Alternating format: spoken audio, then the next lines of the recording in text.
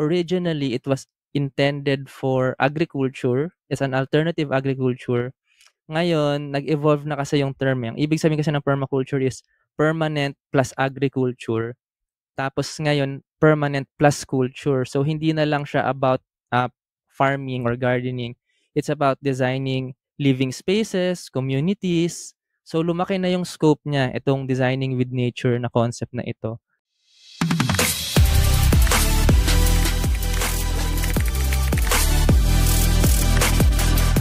Magandang araw mga kapwa-siyentista at welcome sa BTS o ang Behind the Science podcast kung saan kakausapin natin ang ating mga scientists para ibahagi hindi lang ang mga resulta ng pag-aaral nila kundi pati na rin ang mga behind the scenes or behind the science stories nito.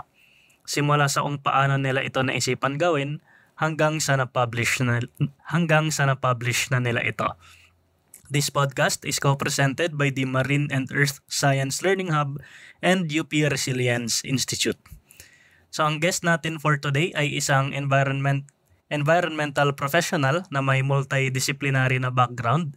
Siya ay nagtapos ng BA Sociology sa UP Los Baños at Masters in Environment and Natural Resources Management sa UP Open University. And also nagtapos din siya ng PhD in Landscape Ecology sa International Association for Landscape Ecology sa Milan, Italy, and PhD in Environmental sa UP Los Baños.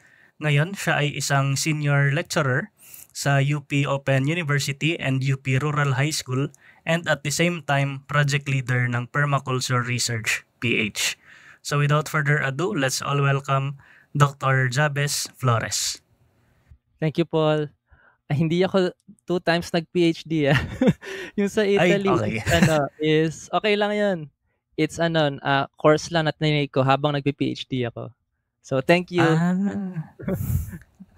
Okay, so, bago pala natin puntahan yun, hindi pala kami magkamag-anak ni Sir Jabez. Magka-affiliate lang kami. So ayun, ang pag-uusapan natin ngayon ay 2 papers ni Sir Jabez tungkol sa permaculture research dito sa Pilipinas.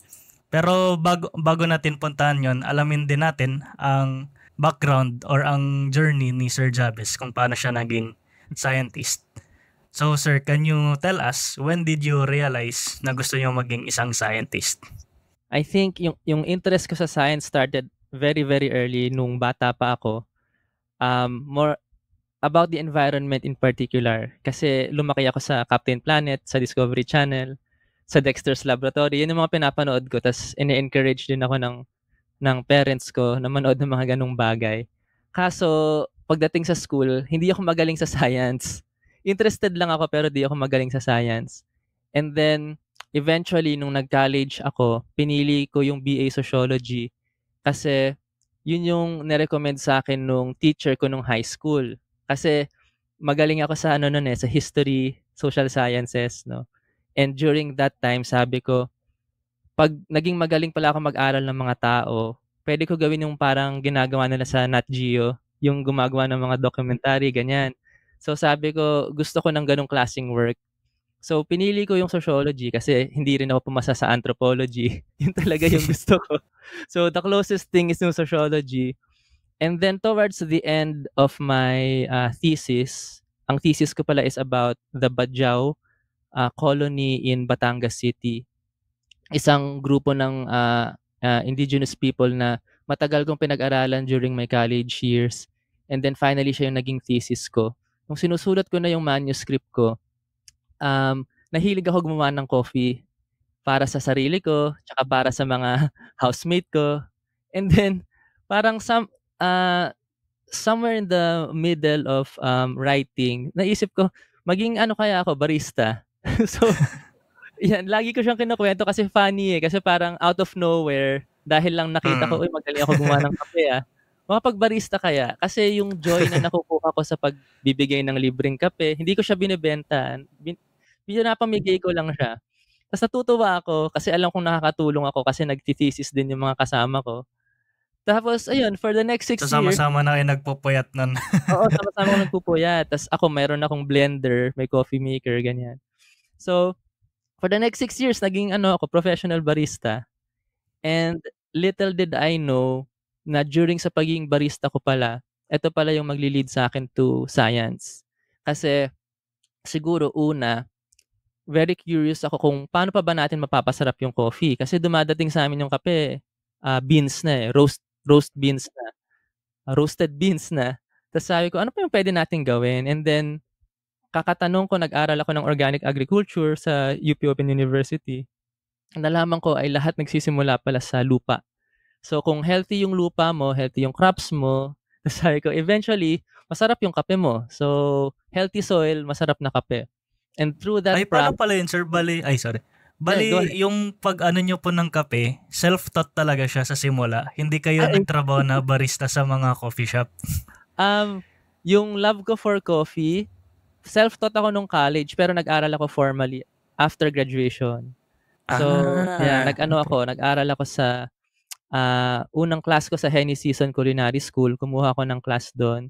Nag-training ako sa Dumaguete and then 2 times ako pumunta sa Singapore for 2 certificates. Kumuha ako ng professional certificate as barista. So, Oh, talagang kinareer may ko talaga yung certificate pa flavor pala niya. yan. Oo, may certificate siya. May training pala talaga siya. May training siya. So, talagang kinareer ko yung pagkakape. So, yun. Eventually, to make the long story short, yung love ko for coffee led me to my interest again sa environment. And then, nalaman ko rin through my master's, ganyan, and PhD na ang coffee yung pinaka-sensitive sa climate change na crop. So, may possibility na ma-extinct ang kape. So, nakaka-paranoid, no? So, funny siya pero parang hindi siya funny actually kasi important crop ang coffee. And then, very important siya sa akin. And through that journey, marami na akong na-discover na other topics na about the environment. So gano'n siya sa madaling kuwento. Anong klaseng coffee beans, sir, yung ma-advise nyo na pinakamasarap na type ng beans? Actually yung ginagamit natin sa industry ngayon is yung Arabica. Siya yung pinaka-sensitive sa climate, na naggo-grow sa high elevations. Pero sa Philippines, meron tayong Robusta, meron tayong Liberica, o yung known as Barako, meron din tayong Excelsa. Actually, itong 4 na species na 'to, bine-blend to create new flavors of coffee. So, dahil ang Arabica natin mahirap i-grow, yung Robusta, lowland crop siya, mas madali siyang i-grow tapos mas tolerant sa diseases. Marami tayong coffee blends na may halo na Robusta. Pero personally 'no, gusto ko yung ano natin, yung local Arabica natin. Masarap yung mga nasa Mountain Province, yung nasa Bukidnon. Even dito sa Laguna meron na rin kaming mga coffees dito. So 'pag naka-visit ka dito uli, papatikim ko sa'yo yung mga coffee. Sige, Ayun. sir. Pag nagbakasyon na ako ulit sa Pilipinas at Ay, makadaan ako oo. dyan sa LV. Magti-Japan ka nga pala. Pero sir, curious pala ako, sir. So, halimbawa, yung Arabica from Mountain Province and other provinces, pare-pareho lang ba lasa nun or may pagkakaiba din sila? Yeah, iba-iba, eh. Yun yung skill na dinevelop ko nung barista ako, yung pagte-taste ng different notes and nuances dun sa flavor. Sabi nila it's because of the environment, eh. Yung elevation, yung soil quality, ano yung mga naka-intercrop, madaming factors, eh, na nagko-contribute dun sa lasa. So, tsaka yung way it is grown, is it conventionally grown, organically grown, ang daming factors and paano siya pinrocess, pinatuyo ba siya sa araw, hinugasan ba siya, paano siya tinanggalan ng pulp, ang dami. Pero ano yan, may May, may oo, ganun may gano'n. pala. Bigla kang nauhaw sa Parang, coffee 'no? Ako din, eh, wala akong pakikita nun, eh. parang di ko in-expect na ganun pala kalalim yung science Yes, ng coffee making. yes. Totoo. Baka kailangan ng separate na podcast na yan. Kasi next episode, sir, focus tayo sa kape. Oo. Yun, sayang wala akong coffee ngayon, tubig lang, init kasi. Pero pala, sir, curious din ako kasi 'di ba merong kape na yung pinakamahal daw na type ng coffee ay yung tinatain ng certain na animal. Anong Civet, civet cat yung kung tawagin or yung musang. Ano yan, more on hinipe lang yan yung civet kasi Okay. ang concept behind it is yung civet cat kasi natural food niya yung coffee. So, ang assumption is it only eats the ripest coffee cherries. So, pag kinain niya yon, ipupupo niya, ipaprocess niya sa tiyan, tapos ipupupo niya. Yung pinupo niya, yun yung iro-roast mo. So, para siyang connoisseur ng coffee kasi kinakain niya lang yung best cherries. Ang naging problem ngayon is kinikage nila yung mga civet. So, meron na tayong questionable practices na diyaan sa production ng coffee niyan. Kasi dapat yung civet, wild lang siya. Oo. So ngayon kini-cage nila, ginagawa nila parang farm. So wag naman sana. Pero nakatikim ako, okay naman. Pero may marami pa akong natikman na mas masarap. Pero nag-iiba ba yung lasa, sir, ng kape pag halimbawa ibang species nung coffee beans yung kinain ng civet? May epekto ba yan or wala naman? Siguro kasi yung bawat species din may kanya-kanya din siyang characteristics in terms of flavor and content ng caffeine. So iba-iba din siya. Oo. So pag na side by side mo yung apat na species natin ng kape, tinikman mo isa-isa, matitikman mo agad kung ano yung different species. Oo. Very very malaki yung difference. So kahit hindi ka expert, malalaman mo yung difference sa taste. Okay, napunta na tayo sa usapang kape. Ay, pero last question, sir, tungkol sa mga kape. Kasi pag bumibili ako, may nakalagay minsan na tawag nito, richness, acidity. Yeah, anong pinagkaiba ng mga ganon? Tsaka, yung mga terms. ano dapat yung tinitingnan sa nabibili mo na kape para malaman mo na magiging masarap yung lasa niya? Pag rich kasi, it refers to yung tinatawag na yung body ng coffee or yung parang mouthfeel, yung kapal ng kape sa bibig mo. So meron tayong mga coffees na gano'n, pag ininom mo, kumakapit sa ngala-ngala mo yung lasa.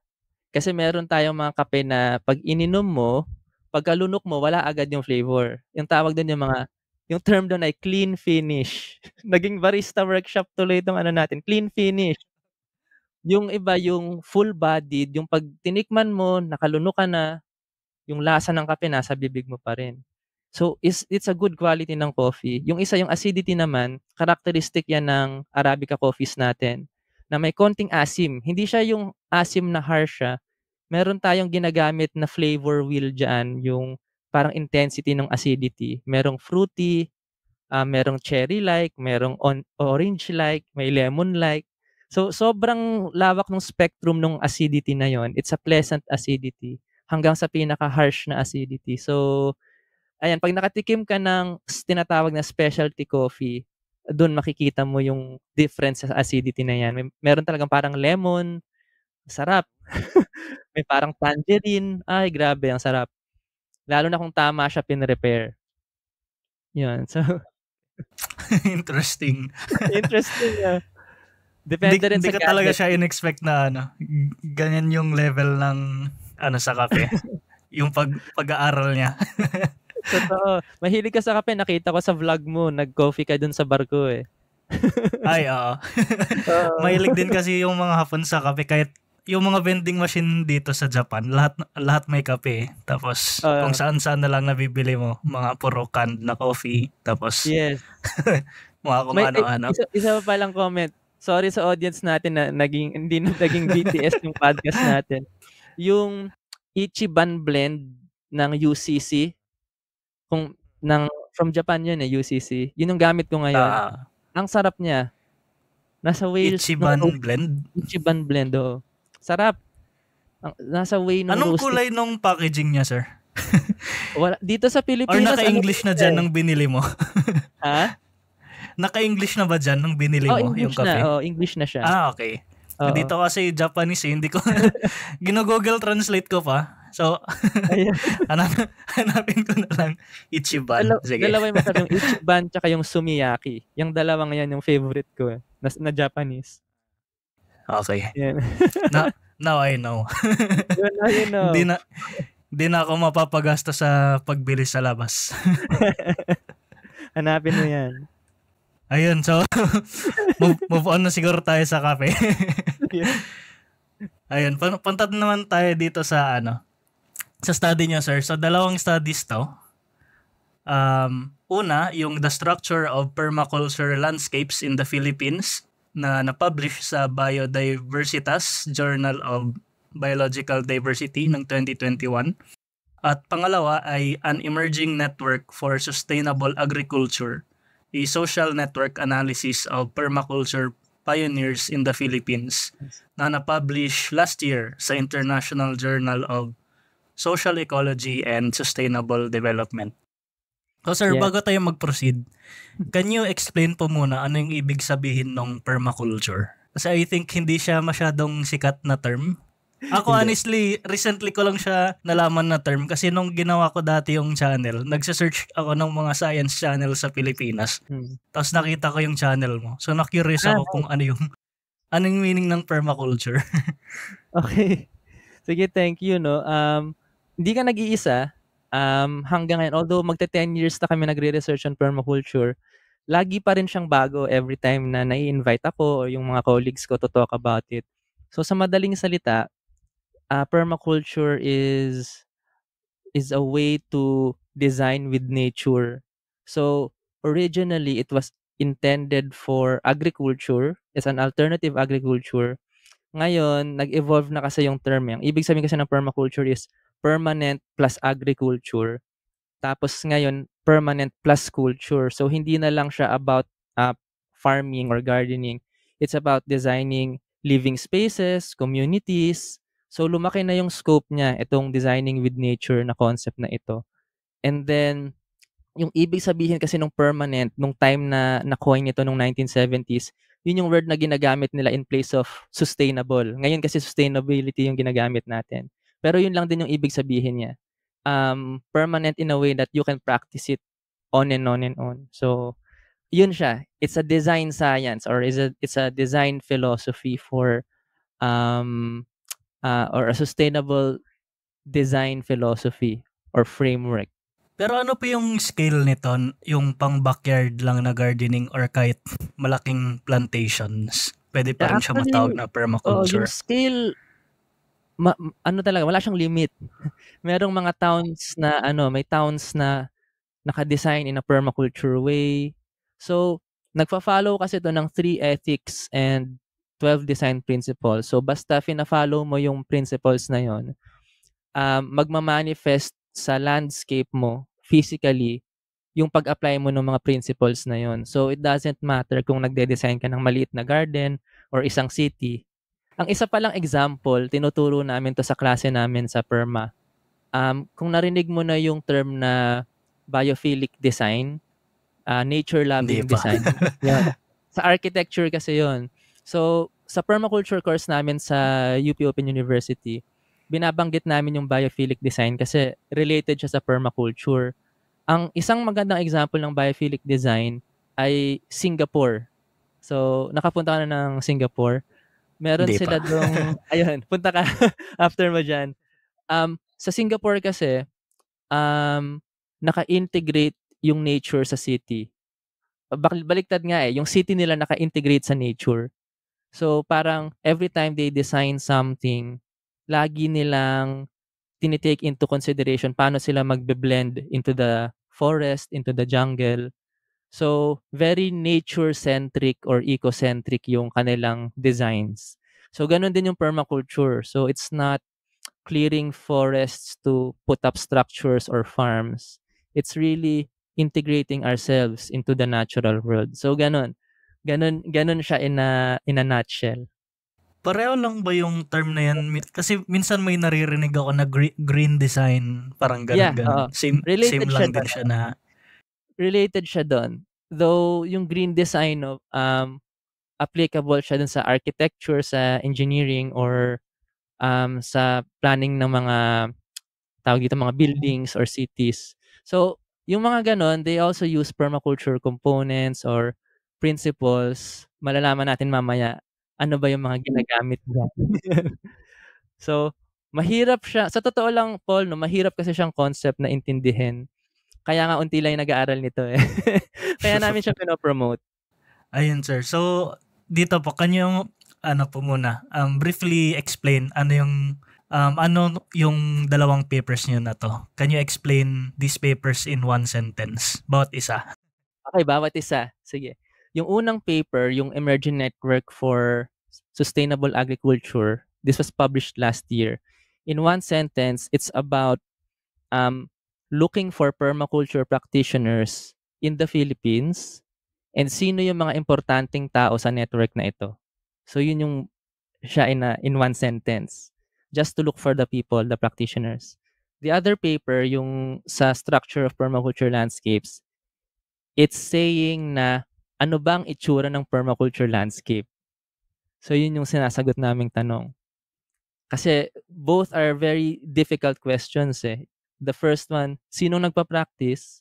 Pag na-identify mo yon, ano ba yung ginagawa nila? And paano nagma-manifest sa landscape yung ginagawa nila? So magkapatid yung dalawang papers na yan. Very interrelated nga sir, kaya maganda ring discussion para mas Yes. mapalalim natin yung understanding ng permaculture. Though magkaiba silang disciplines yung papers na yan. So paano nyo pala sir naisipan gawin yung research na to, or rather, paano po kayo nag-decide na mag-aral kayo ng permaculture and then aralin nyo yung topic na to na dinidiscuss ng dalawang paper? Good question. Salamat pala sa BTS no, and kay Paul kasi we seldom get to talk about itong mga papers na to. Kaya salamat sa opportunity. Yung first one, no, paano ko napapunta dito? Actually, it started with the organic agriculture course that I took sa UPOU noong 2012. And then yung classmate ko doon, siya yung nagbanggit sa akin ng permaculture. Kasi that time, obsessed na obsessed kami sa organic agriculture eh. As in, nagpa-practice kami, nagba-backyard farming kami. And throughout that practice, sabi niya, mag-aral tayo ng permaculture dito, meron sa Pilipinas. So may nahanap siya. Tapos we went to Cabiao, Nueva Ecija to do a 1-week permaculture training, no? Lectures, hands-on, practical, theoretical. So 1 week yun, doon kami nakatira sa isang farm. And then marami kaming classmates. Siguro I think mga 15 students kami doon. And then after learning permaculture formally, that was during the time na nagma-masters ako sa environmental management eh.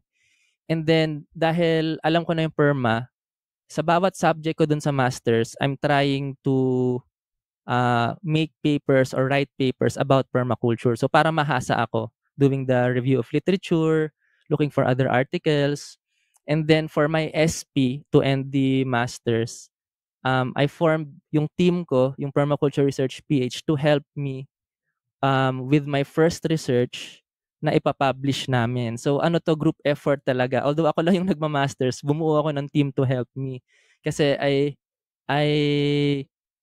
ano to, in-invite ko yung person na nag-introduce sa akin to permaculture. He's an agricultural engineer na nagwo-work sa GIS and remote sensing.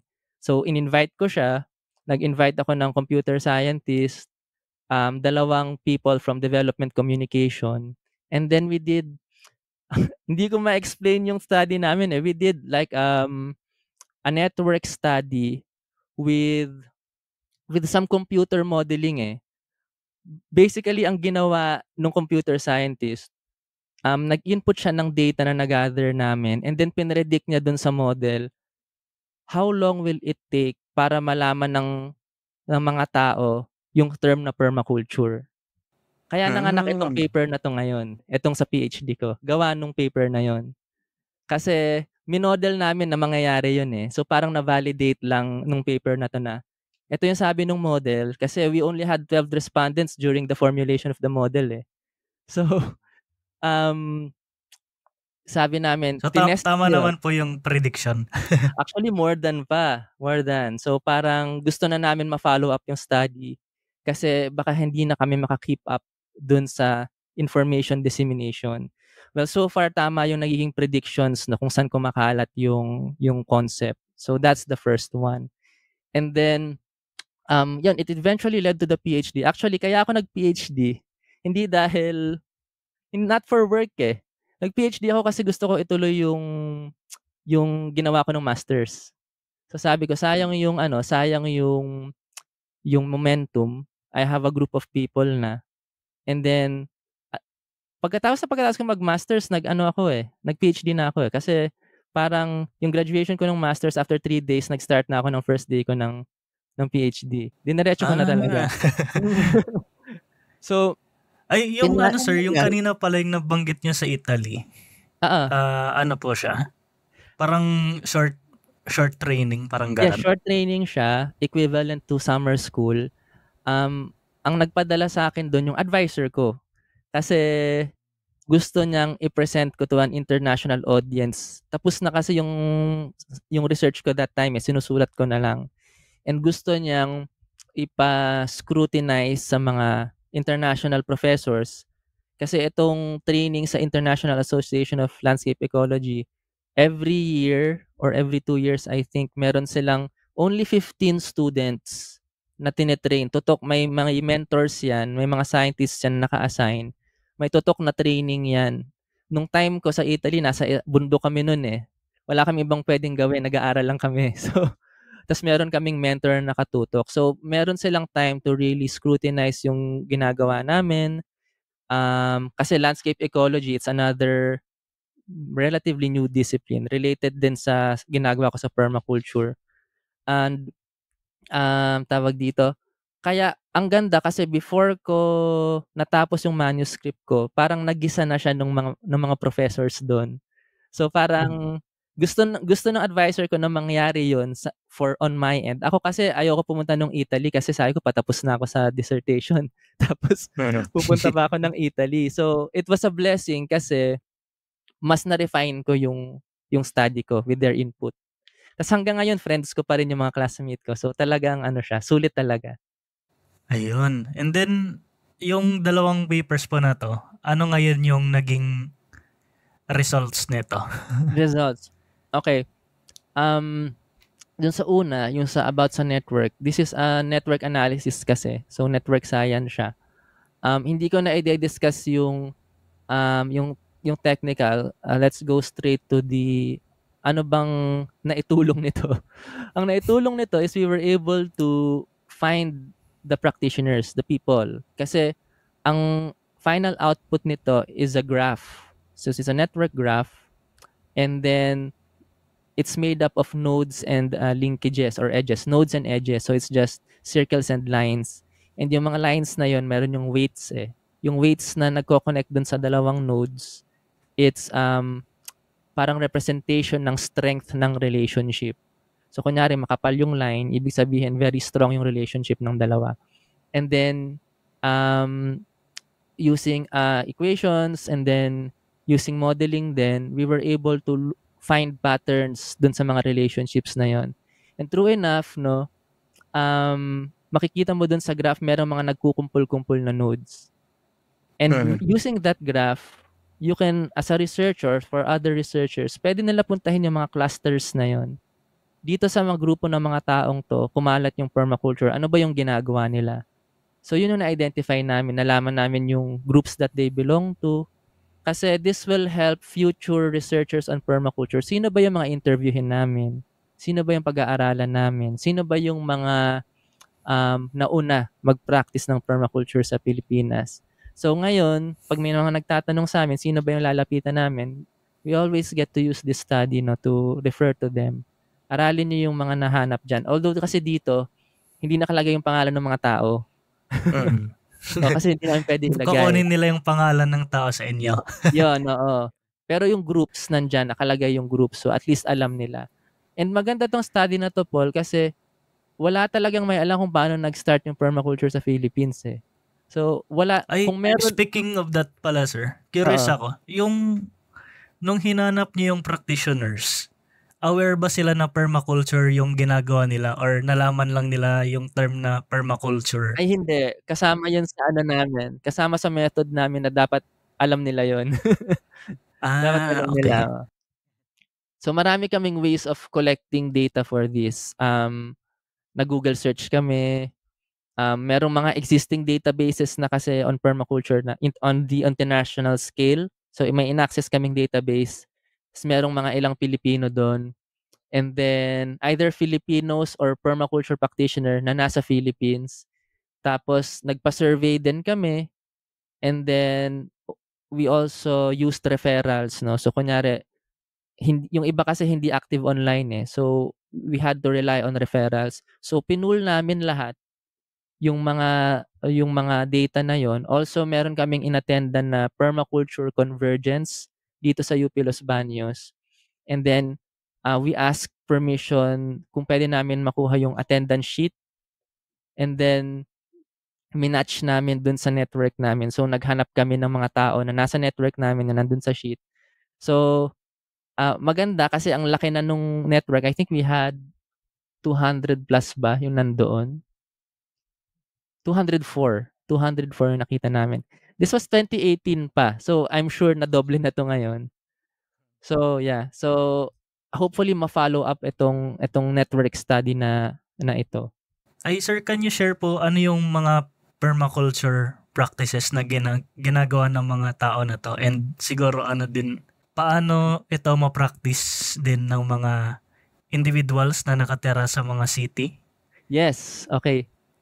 So yung mga practices kasi hindi sila lahat ay farm. Okay, so yung iba farm, meron ditong NGO, merong cooperative, meron ditong school. So iba-iba sila ng practices. Yung iba nagtuturo lang, yung iba meron talagang farm. So yung usual permaculture practices, doon natin sa kabilang paper makikita kung ano yung mga practices na ginagawa nila. So yung binanggit ko kanina, these are categories of groups or subgroups. Ang tawag namin dun sa paper is project type. So we were able to detect how many project types? I think 9. So sa mga gantong projects, ina-apply ang permaculture. Farm, cooperative, hospitality and tourism service, advocacy group or NGO, eco-village, a product/service, personal home project, training center or school, and then park and nature conservation. So marami siyang project types. So in essence, basta ano pala siya, practice ng sustainability with agriculture, parang ganun. Yeah, so very encompassing siya na term pala. All encompassing siya, oo. Basta fina-follow mo yung design and yung 3 ethics. Yung 3 ethics natin is care for earth, care for people, and fair share. So, yung mga designer, they always take into consideration yung 3 things na yun. Kaya siya interesting kasi pag inaral nila yung permaculture, parang based sa background mo kung paano mo siya i-a-apply sa buhay mo eh. So, kaya namin inaral yung manifestations, no? Yung paano mo ba siya naintindihan, tas nag-project ka. So, doon kami curious eh. Kasi marami tayong text, though may mga original text on permaculture, mababasa nila yon, and then naku-curious kami, paano nila to dinigest, tas paano nila to pinractice. Parang ganun. So for example, sir, yung practice ng hydroponics, considered din yan as permaculture? Actually, yung hydroponics, ano siya, di ba, soilless siya. Pwede mo siyang integrate doon sa system mo. Kasi yung permaculture, system of design siya. So, ang hydroponics kasi is considered a technology eh. So, within your permaculture design, marami kang technologies na interrelated. So, may nakita kaming example niyan sa isang urban farm. Hindi hydroponics yung gamit niya, aquaponics. So, ang difference nun, ang driver ng kanyang nutrients ay fish. So, fish-based, tapos ginagamit ng fertilizer yung mga poops ng fish for the plant. So, urban space siya, maliit lang. So, parang nagsa-cycle yung nutrients dun sa area niya. Ayun. So, ang goal naman dun is you have these different methods or technologies like ang dami malalaman natin dun sa kabilang paper. Madaming mga technologies and methods na pinagsasama-sama nila and then interconnected, related siya kumbaga kunyari yung hydroponic system mo, hindi siya stand-alone project dun sa system mo. Nakakabit siya sa ibang functions. So yun yung mahalaga. Tas yung mga functions na yon, para siyang food web, magkaka-connect sila lahat. So may galawin ka dun sa isa, maapektuhan yung isa. So para siyang gano'n. Systems thinking siya. Ay, ayun sir. So bago pala natin puntahan sir yung isang paper mo na Yes. tungkol dun sa mga practices. Curious lang din ako, anong mga probinsya or anong mga lugar sa Pilipinas yung may pinakamaraming practitioners? Tama. Dito, sabi sa figure 1 dun sa unang paper, highest concentration of practitioners were located in NCR, Region 4A, and Cebu. Now, I think na-mention dun sa paper kung bakit Cebu. Kasi dun sa unang batch ng formally trained permaculture practitioners sa Philippines, I think 2 or 3 doon ay taga Cebu. So from that first batch, yung mga students na yun yung nagkalat naman ng permaculture sa Cebu. So yun yung background story about that, kung bakit nag independently lumaki yung Cebu network. Kasi part sila nung pioneer batch ng permaculture, tawag dito, ang tawag sa formal na course ay PDC, Permaculture Design Certificate Course. Sa UP-OU po ito na course? Hindi. Yung UP-OU kasi yung course namin, hindi siya considered na Permaculture Design Certificate. Meron tayong mga schools na nag-offer nun, like yung Kabyokid Foundation Inc. sa Nueva Ecija. At meron tayong Philippine Permaculture Association. Matagal na yung group na yon. Yun, nag-o-offer sila nung courses ng basic tsaka advanced. Ako basic lang yung tinake ko eh. Yung sa UP-OU, ano siya, ang tawag namin doon, Permaculture Systems Design Thinking. So online siya at mas focused lang siya on, para siyang guided design course. So meron kang project in mind, tas throughout the duration of the 16 weeks, tutulungan ka naming magkatotoo yung project mo. So may mga mapping, may mga drawing, mga ganyan. So pwede ka pa rin mag-take ng totoong course after that. So maganda siyang introductory. Pero ang disadvantage siya ganun, wala siyang hands-on. Yung mga permaculture courses kasi sa school, merong mga practicals yan eh. So matututo ka gumawa ng mga concoction, gumawa ng mga garden beds, magtanim, yung mga ganon. Oh.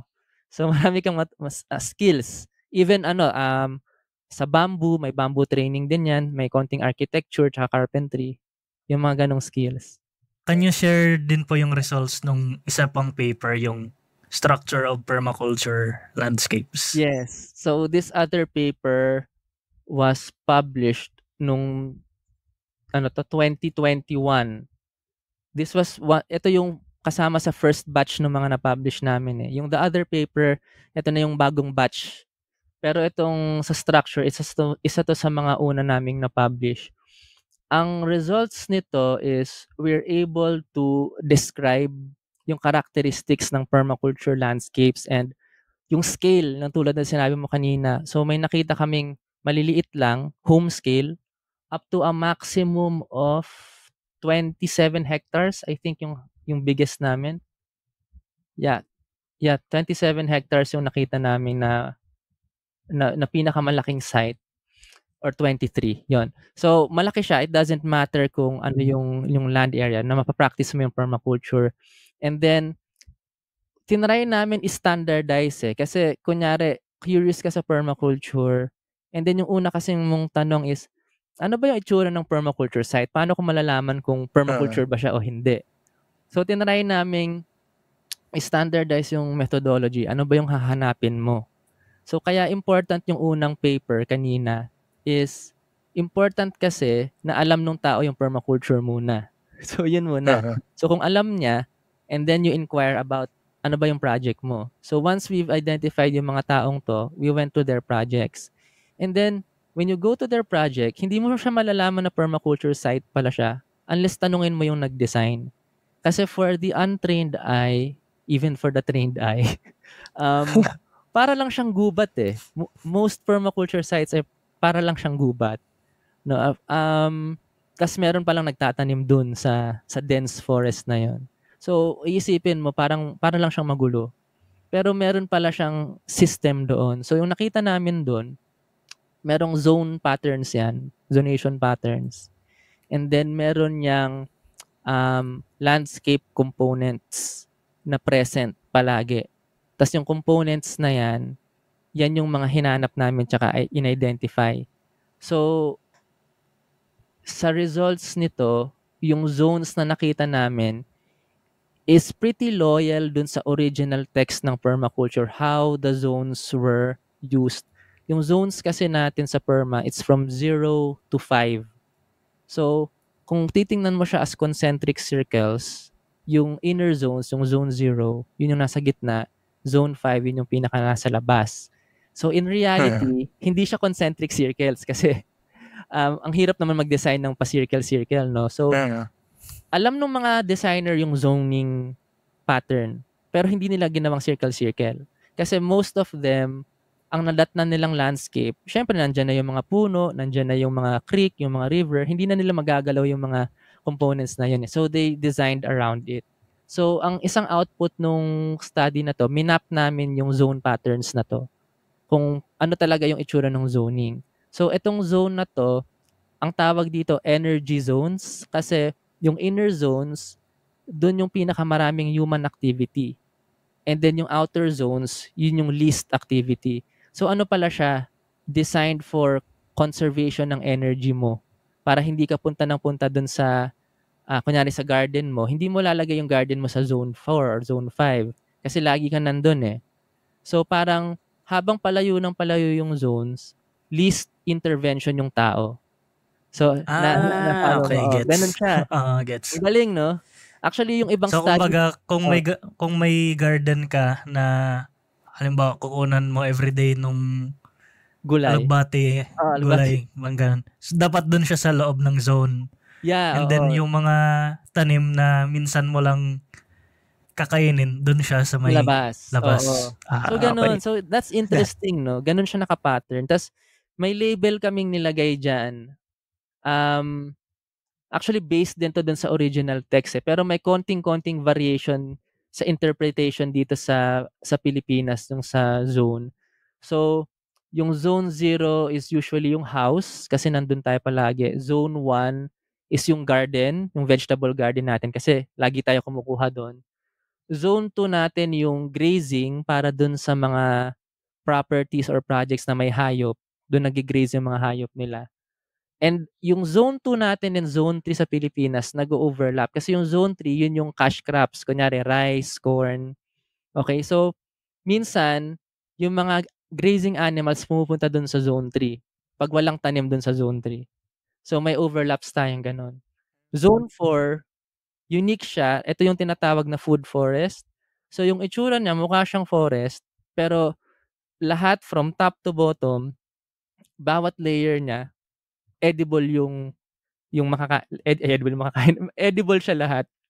So designed siya to mimic a forest pero lahat edible for you. So dito nilalagay yung mga kung tawagin perennial crops, yung matagal yung buhay, yung produce lang sila ng produce.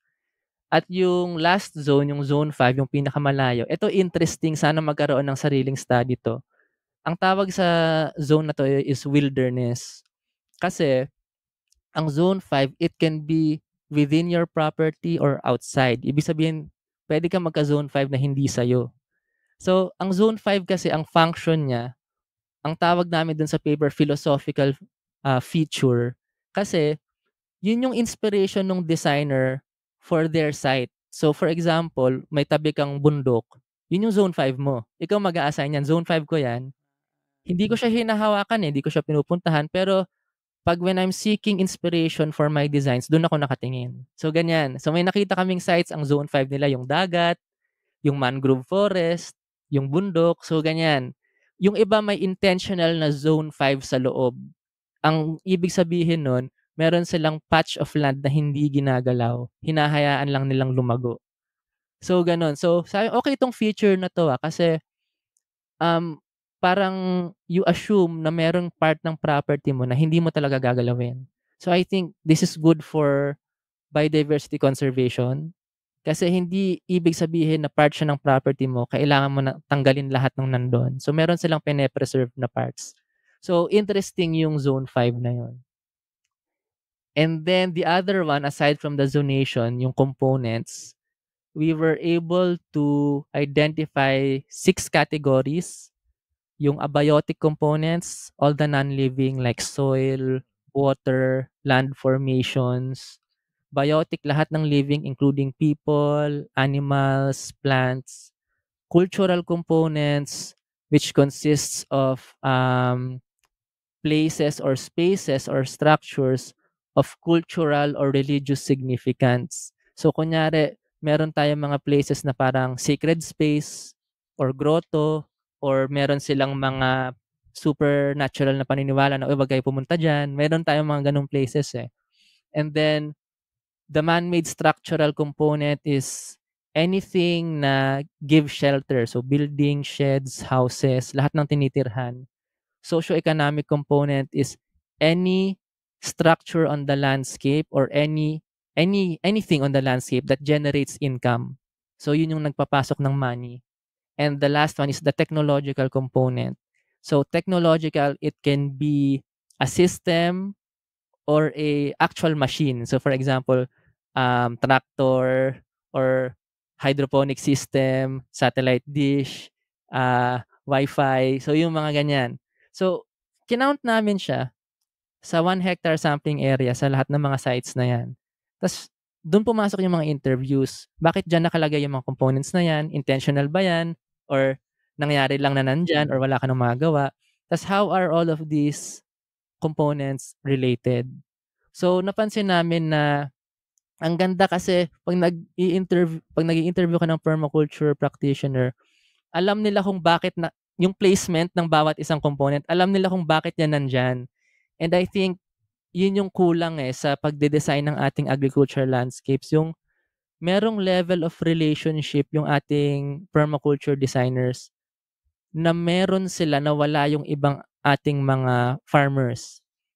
Very close yung relationship nila with nature. Alam nila yung mga ibon na nandun, alam nila yung saan nagbabaha, 'pag malakas yung ulan at dito nagbabaha, alam nila yung daloy ng tubig. Ang dami nilang alam just by living there and observing. So yun, actually to take note of everything that they're saying and everything that we're seeing, yun yung mga ni-note namin dito sa study na ito. So this is only one time, so it's only meant as a baseline study. We want to follow this up in the future, or kung sino mang student ang gustong mag-validate or mag-update, you are welcome to do so. So bali ano pala sir, kapag farmer ka, hindi ibig sabihin nun ay permaculture practitioner ka na agad. Oo, kasi sabi dun sa intro namin dun sa article na 'to, most of our farming is may term kaming ginamit dito plantation type. So ibig sabihin, one crop, yun na yung buong lugar mo. Okay. So Hindi sustainable yung ganong oo, method. monoculture yung tawag. So one crop, very homogenized yung landscape. So it's not good for biodiversity, it's not good for ecosystem health, and mas prone sa diseases yung mga ganong patterns. Kaya naman tayo yung farms natin right now is designed that way. It's for efficiency Efficiency of harvest, efficiency of fertilizer application, mas madali mag-forecast. So, kaya siya naka-design that way. Pero hindi siya natural. Oo. Yeah. Ayun, interesting. So Interesting, no? dito pala sir, paano nyo na-fund yung lahat ng research activities nyo? Kasi since 2015 nyo to ginagawa, di ba? Yes. Yung 2015, no, yung SP ko nung masters ko, self-funded yun. Pero nung PhD, that's when I needed funds na talaga. So the first source of funds I got was from DOST. I got a scholarship, a full scholarship. And then it was a good stipend every month. So I was able to save for my dissertation. And to help that, I have to look for other sources. So we started a Go Get Funding campaign. Para siyang GoFundMe. Pero go get funding. And then we explained there ano yung ginagawa namin, ano yung goal namin. We did some videos explaining what we do, and then nagdo-donate yung mga tao through PayPal. So, yeah, Okay. mabilis siya. It was very easy to do for us. All you have to do is update your donors, ano na nangyayari.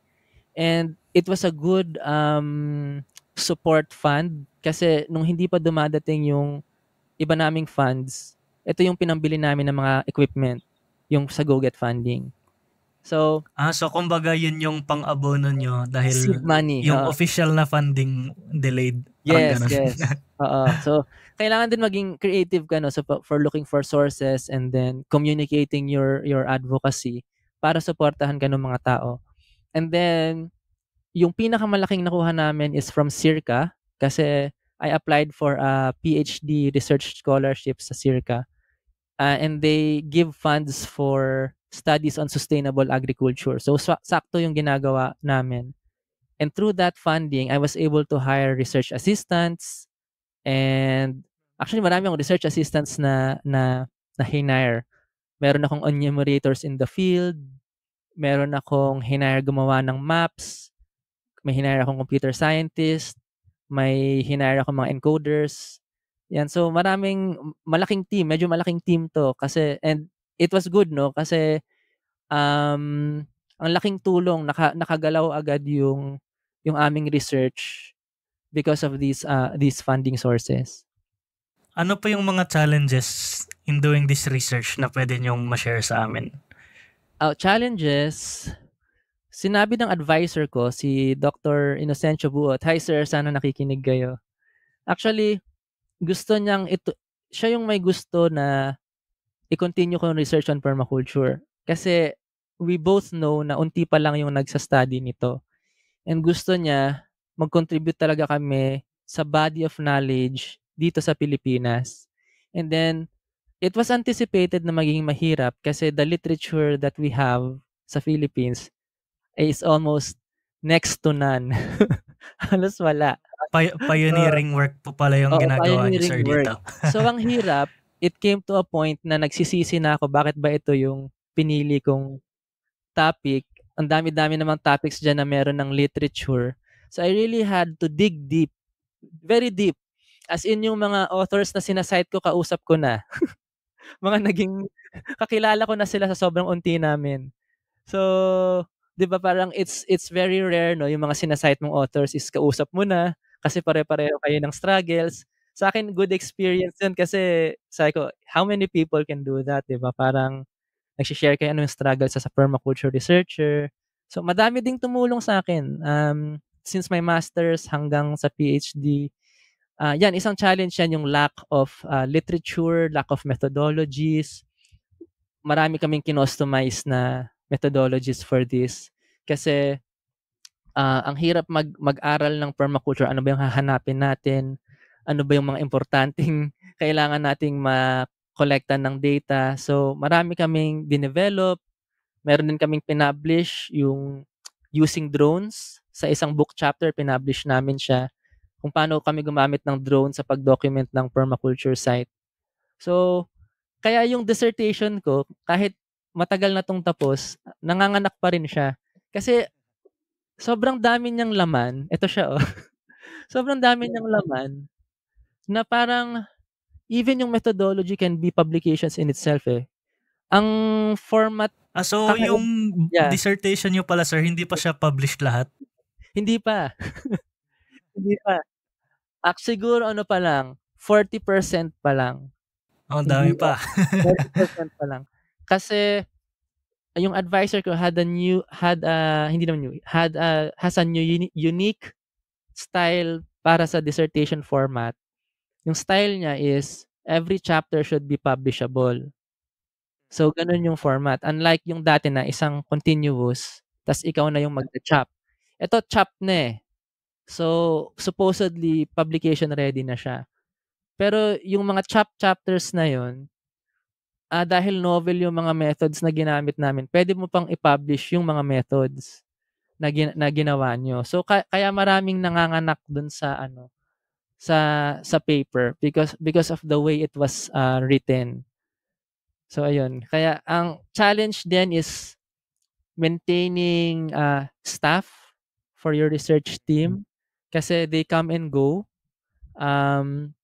Kailangan mo maghanap ng mga tao na shares your advocacy, naiintindihan yung permaculture and why you are doing this. And then more or less meron na ring shared vision kung bakit nyo ginagawa 'to. Actually meron akong isang person sa team, hindi ko siya paid staff. Gusto niya lang ma-involve dun sa research, isa siyang filmmaker. Tapos sabi ko, "Wala akong position for you, pero kung gusto mo sumama, sumama ka sa'min." 'Di sumama siya sa'min sa lahat ng fieldwork and good enough, nanalo siya sa DOST Indisciencia 2018. Nag-second place siya sa open category. So it was a big help for us kasi basically ginawa niya ng documentary yung research ko.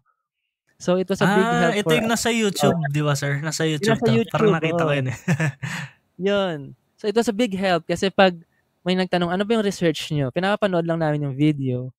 Though, yung video na yun is not complete kasi that was only half of the field work.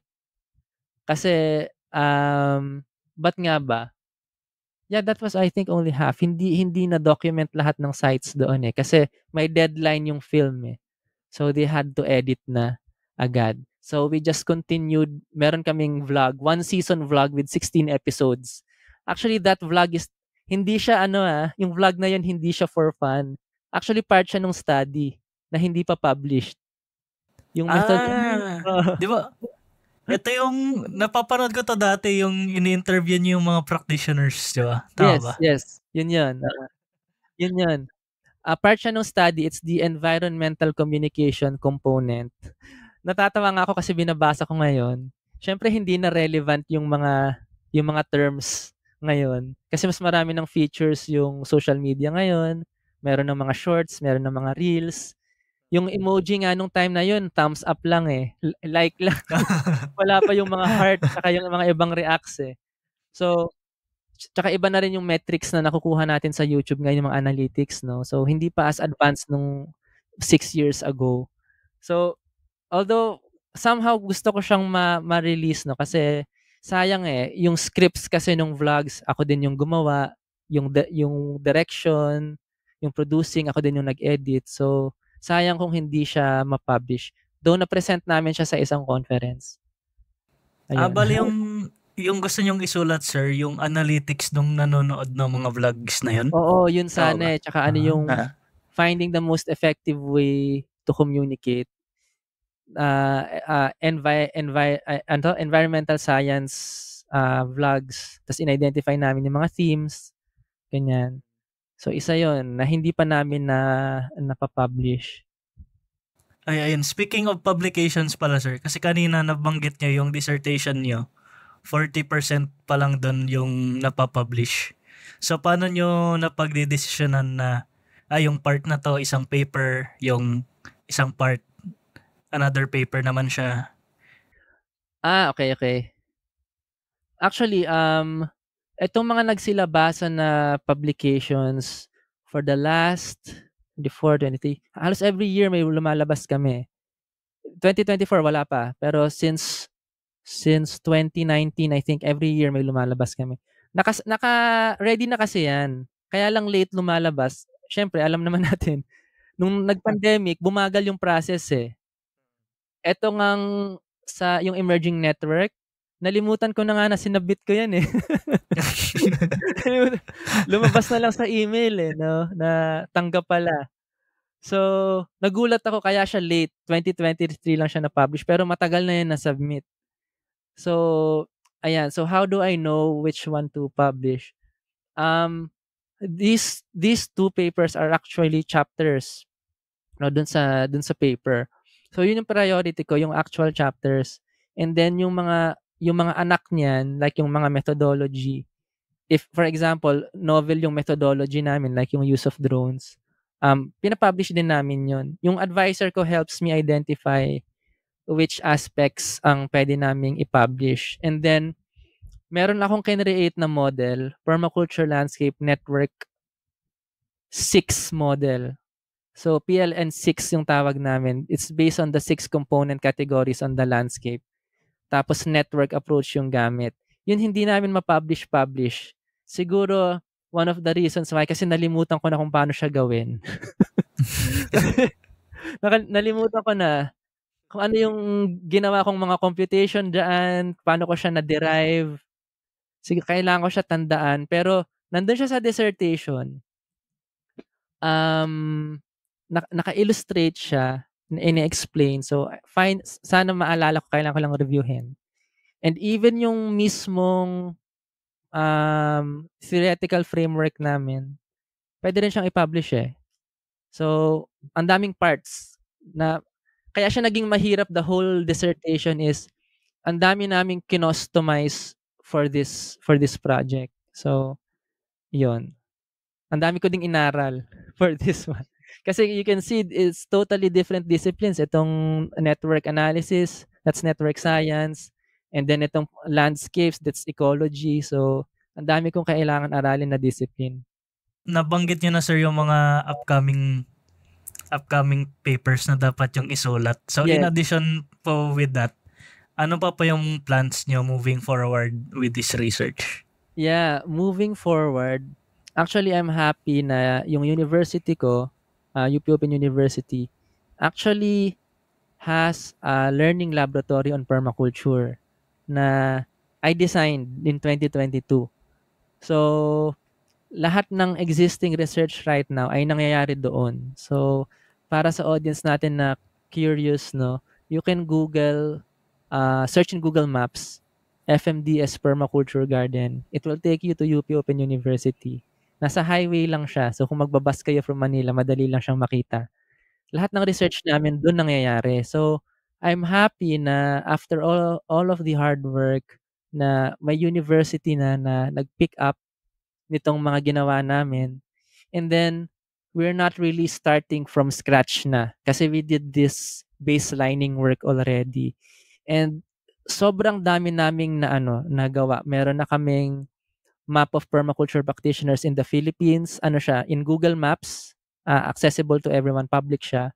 We have a bibliography sa Google Sheets na pwede ka mag-contribute. So every time may nanghihingi ng literature, nandun na. Meron na kaming mga ready-made na review of literature nasa blog site namin. So kumbaga, meron na kaming research gaps and research questions. Naka-ready na siya lahat. So every time may magtatanong, interested ako sa gandong research, dinidish out na lang namin yung mga resources na to. Sabi ko, ito pala yung advantage no, ng nakapag-start kayo ng maaga, tapos binild nyo na lang siya through the years. So by the time na the academe is ready for this kind of research, meron ka nang ibibigay. So we're not starting from scratch. So this morning, I was in a meeting with colleagues on about the Internet of Things. Gusto namin i-integrate yung Internet of Things sa permaculture design ng aming learning laboratory. So meaning, ano po ibig sabihin ng Internet of Things? Of Things, ano siya, yung blending technology no with the landscape. So for example, it's about connectivity eh. So meron kaming mga sensors na ilalagay sa lupa to measure moisture, temperature, and then meron kaming surface temperature din and also air temperature.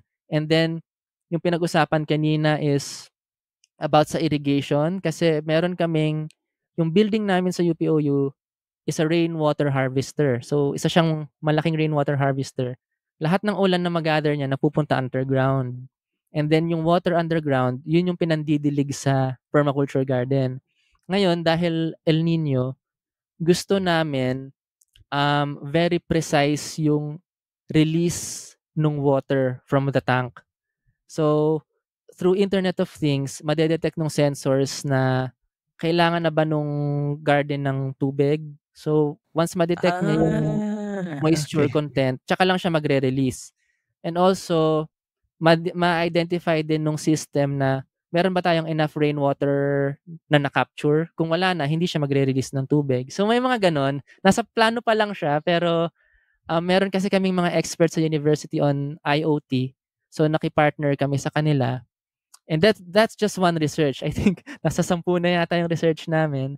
So shout out sa colleagues ko kay Dr. Joan Serrano, yung aming current dean. Siya talaga yung brains behind all of these things. And she got me involved kasi she asked me to design yung aming learning lab sa campus. And then I was partnered with an organic agriculture expert, si Ate Jane. And kaming dalawa yung nagwo-work together. Siya kasi expert siya sa crops and trees. Then ako dun sa landscape design tsaka sa ecosystems. So kami yung combo. Parang ako yung visionary, tas siya yung nag-execute. So marami na kaming naka-line up na proposals, and then once the proposals are finished, hahanap na kami ng funding. So very exciting times. Hindi ko to na-foresee like 9 years ago. Pero yung mga tao sa UP Open University, these are the same people who helped me. Kasi mga professors ko to nung nag-masters pa ako. And then, yung advisor ko nun, also former dean ng UP Open University. So, it was them who really pushed me na maging patient ka lang, wag kang bibitaw dyan sa topic na yan. Kasi, especially now, di ba, El Nino, climate crisis, mas nagiging relevant tuloy yung ginagawa namin. Kasi, ito yung mga minamanage namin, sustainable design, management of natural resources. So, ayan, exciting times ahead for permaculture research. Ayun sir, nabanggit niyo sir yung pagiging patient sa research topic niyo. So can you share din po other advice sa mga aspiring researchers natin? Advice, no? Look for good people who will really help you. Yung selection ng advisor is crucial. Dapat aligned, hindi lang yung utak nyo kundi yung heart nyo rin. Mahirap siya. I was lucky enough na kilala na ako nung PhD advisor ko nung masters ko pa lang. And naging teacher ko na kasi siya before. I think yung advantage ko as a student nung masteral ko para sa mga wala pang masters is I was able to stick to one topic until the PhD. So, by the time mag-PhD ako, marami na akong na-research ahead of time. So, that's one. Be loyal to a topic. Be committed to a topic. And then, you really have to believe deep in your heart na it will change the world. If not the world, your community. And if you're not sincere doon sa belief na yon, mabilis kang mag-give up. Ako nga, malapit na mag-give up nung time na yan. Actually, every now and then I check Google Scholar and then tinatype ko permaculture plus Philippines. Tapos nade-depress ako pag nakikita ko yung pangalan ko. Kasi ibig sabihin, ako pa lang din yung nagre-research. Meron namang mga Hindi nadagdag na dalawa. nadadagdagan. May dalawa na namang nadagdag na ibang pangalan. Pero sabi ko, hindi siya enough. Kailangan matanggal ako dun sa top results. Kailangan may iba. Kasi it's a bad look then for the discipline. Pag puro ako lang yung nandun. Kasi ibig sabihin, konti lang yung may interest. So, that's one. The other one is para dun sa mga nagpe-pursue ng PhD. Like, yan, si Paul nagpe-pursue ng PhD. You really have to know why you are pursuing it. Kasi taking a PhD takes a lot of effort, time, and resources, emotional, mental health, physical health. Marami siyang kukunin sa'yo. So, dapat clear sa'yo why you are doing this in the first place. Kasi, sorry, pero pag dun sa iba na who's just getting it for the title, parang hindi siya worth it Kasi ang kapalit dun yung pagkatao mo. Yung pagkatao mo, parang hindi siya worth it, no? Parang you really have to be committed to finish it. Otherwise, hindi mo siya matatapos mo siya minsan pero baka iba na yung ginagawa mo pagkatapos mo graduate. So may danger na ganun. So really think about if you're a master's student thinking about the PhD, try your best to link your two studies sa master's sa PhD and then parang think ahead na. After this PhD, ano yung gagawin mo? Ako kasi yung tinanong ako, ano yung gagawin ko after the degree? Sabi ko, gusto ko makita mag-grow yung research on permaculture. And true enough, nag-grow naman kasi I already have the university, doing permaculture research with me. So I think that's an achievement in itself. So if you think you have a topic na hindi masyado sikat pero you believe is important, stick to it, no? Kasi may reason 'yan kung bakit yan tumatak sa puso mo. So wag kang magi-give up doon. Ayun, very inspiring na advice mula kay Sir Jabez. Last question, sir, before we let you go. Do you Yes. have anything to promote? Anything to promote? Yeah. I want to promote two events. Actually, two events related sa sustainability. The first one is yung aming July 10 to 12. Meron tayong International Forum on Sustainability Science. It's organized by UP Open University and Caraga State University. At gagawin po ito sa Caraga State University in Butuan City. So, not only for researchers and academics, but practitioners, people in the industry. So, pwede ka mag-present ng projects nyo, ng papers nyo, posters, and gusto namin pagsamasamahin lahat, no, na nasa sustainability sphere or working on sustainable development goals at mag-usap-usap yung mga tao doon. So, submit kayo ng paper. Kung hindi kayo magsasubmit, attend kayo. And sana ito maging big event where all people working on sustainability ay magkita-kita. It's a hybrid event. So, ibig sabihin, pwede ka rin mag-join online. So, that's one. That's on July 10 to 12. The other one, on May 15, meron kaming MOOC na ginawa, massive open online course, meaning it's free. It's mainstreaming biodiversity in agriculture. So you can take that via UPOU. You can register for free, take the 3 courses for free, self-paced, para tayo, ma-familiarize tayo. If you're practicing agriculture, no, paano natin ipapasok yung mga concepts ng biodiversity sa agriculture. So it's marrying two concepts na traditionally magkahiwalay. Kasi biodiversity, when you think about it, it's about conservation, about wildlife, and then agriculture, it's about food production. So, pagsasamahin natin yung dalawang yon. It's a project that by the ASEAN Center for Biodiversity, GIZ as the funder, and yung UPOU as yung magke-carry out nung course. So hopefully, yung mga listeners natin, if you're interested in these kinds of things, maka-attend kayo nung International Forum on Sustainability Science on July and register for the free course. Pwede na kayo mag-register now kasi the course will open on May 15. That's next week. So hope to see you all there. So far yun pa lang naman.